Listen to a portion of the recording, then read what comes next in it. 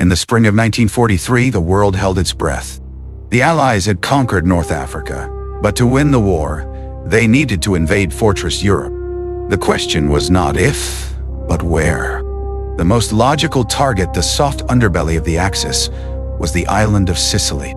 It was a straight shot from Tunisia, a perfect stepping stone into Italy and the heart of Mussolini's regime. But there was a problem. It was too logical, too obvious.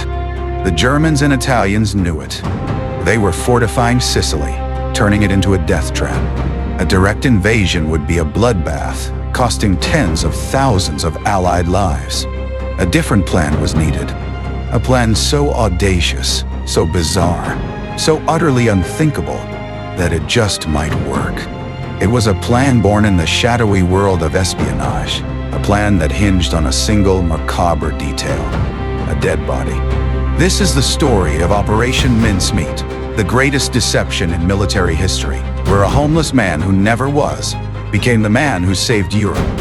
It began in a cold, dark basement in London, room 13 of the Admiralty, a place where the most outlandish ideas of warfare were born. Two intelligence officers, Ewan Montagu and Charles Call Monley, were tasked with the impossible: convince the German High Command that the Allies were going to invade Greece and Sardinia, not Sicily. How could they plant this false information directly into the hands of Hitler himself? They couldn't use spies. They could be turned. They couldn't use radio intercepts. They could be faked. They needed a messenger who could not be interrogated, a messenger who would be implicitly trusted. They needed a dead man. The idea was simple in its insanity. They would find a corpse, dress him as a Royal Marines officer, plant fake top-secret documents on him, and have him wash ashore in Spain, a neutral but pro-Axis country teeming with German spies. The first challenge was the most gruesome: finding the right body. It couldn't be just anyone. The man had to look like he had died at sea from drowning or exposure. This meant no signs of other trauma.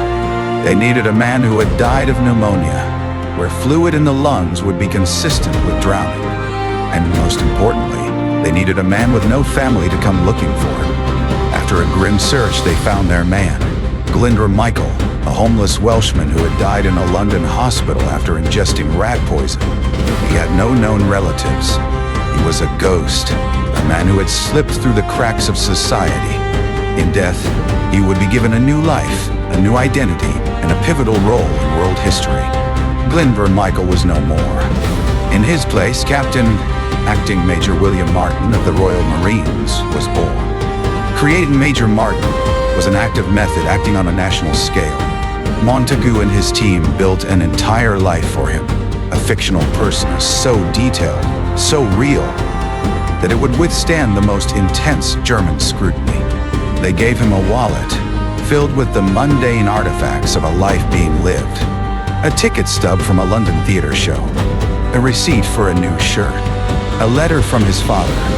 But the centerpiece of this elaborate fiction was his love life. They created a fiancée for him, a woman named Pam, complete with a photo and passionate, heartfelt love letters. These weren't just props. They were psychological weapons. The love letters, filled with inside jokes and future plans, made Major Martin human. They made his death a tragedy, and the documents he carried a matter of urgent personal importance. The team even included a stern letter from his bank manager about an overdraft. Every detail was designed to paint a picture of a real, slightly careless, but utterly believable British officer. The most critical element, of course, was the documents themselves.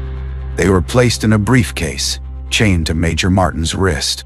The main document was a personal letter from Lieutenant General Sir Archibald Nye, Vice Chief of the Imperial General Staff, to General Sir Harold Alexander, the commander in North Africa.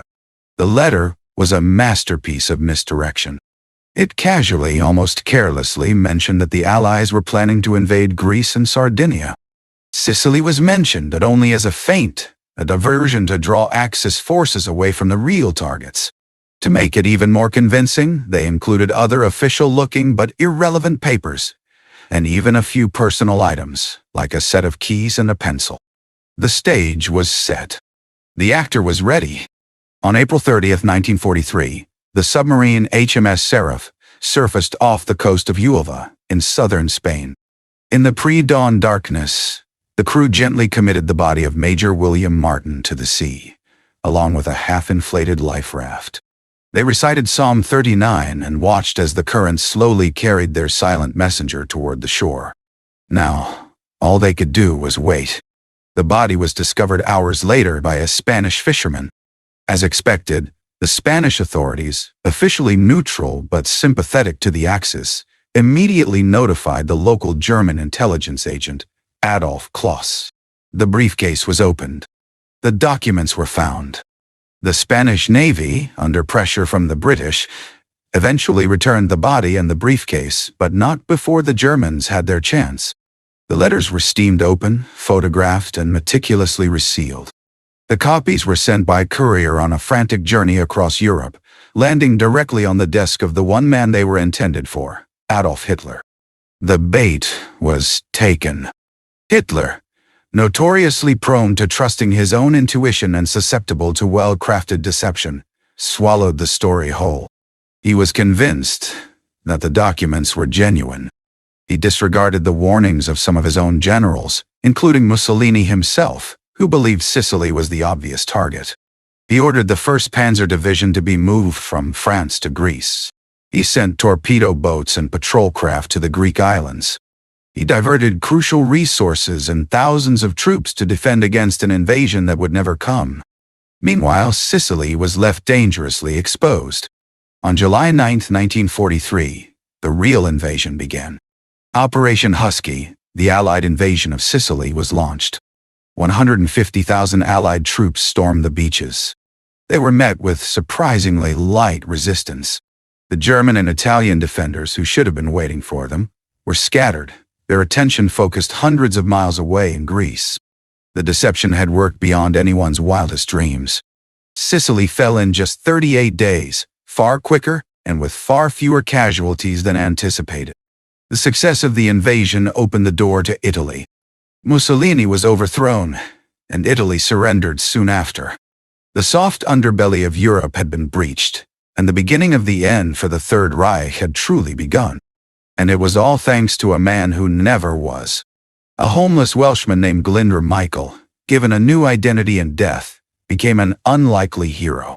His silent testimony, the fictional life created for him in a London basement, had changed the course of World War II.